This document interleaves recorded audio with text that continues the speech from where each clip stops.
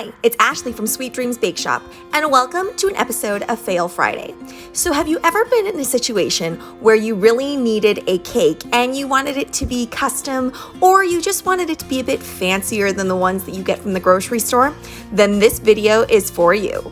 This cake was a steal of a deal. It was only $9, and for all the additional supplies that I needed to decorate this cake, it was under $22. If you try to use store-bought icing straight from the can, then you'll notice that it's a little bit floppy if you try to pipe it. My little trick is just to whip it up for quite a while until you get stiff peaks. Whipping up the icing also makes it a nice bright white instead of ivory. I never buy grocery store cakes, but what I did learn when I bought one today is that they're going to give you a cake board for free if you ask for it.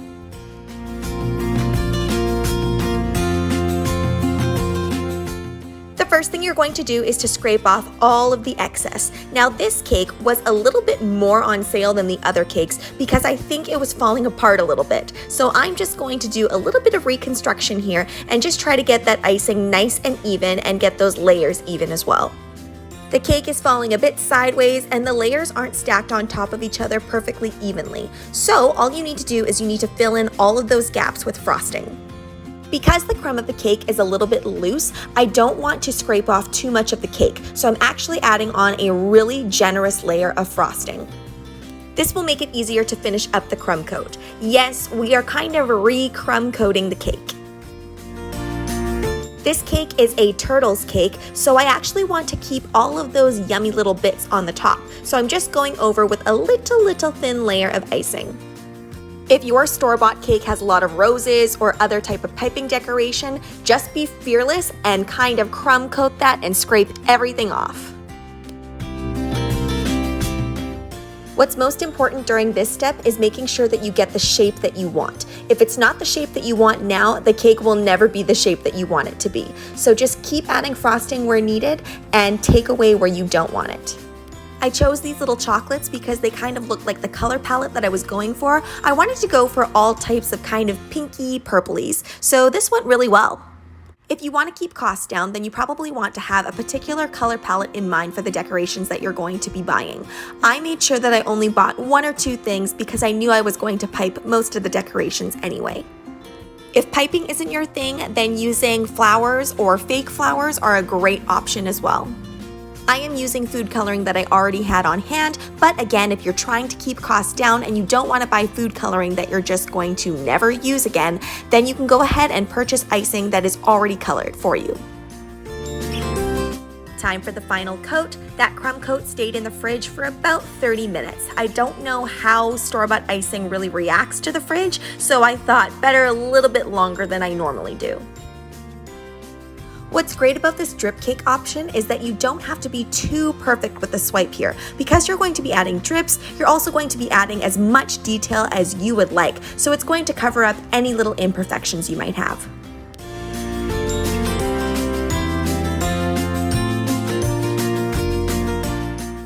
I took that white chocolate and I added a bunch of vegetable oil to it so it's really thin because I love it when it drips down in this manner. If you like it a bit thicker, then add less vegetable oil.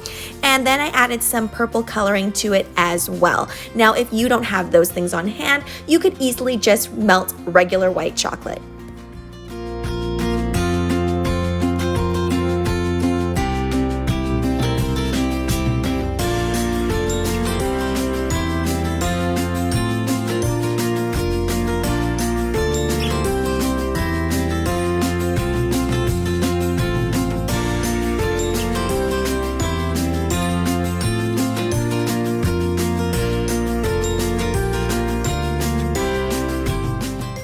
Once you get to this stage with your cake, it's already done such a transformation that it's a beautiful blank canvas to do whatever you would like with it. I think putting in some fake flowers at this point or fresh flowers would look really beautiful, but if you are comfortable with piping, then you might want to try this as it is a very cost-effective solution. So I just took a piping bag fitted with a large star tip, and I did have to add about a quarter cup of icing sugar to the frosting, and then I re-whipped it just so that it would be nice and thick and everything would be well defined. It also helps me to stick that onto the side of the cake like that. If you don't add the icing sugar, it might not stick as well.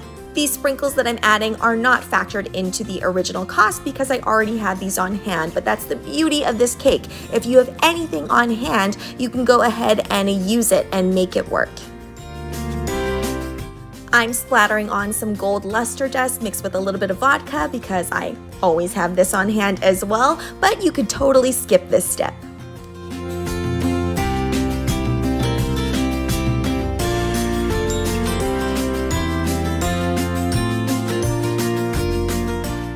Just a few last golden pearls.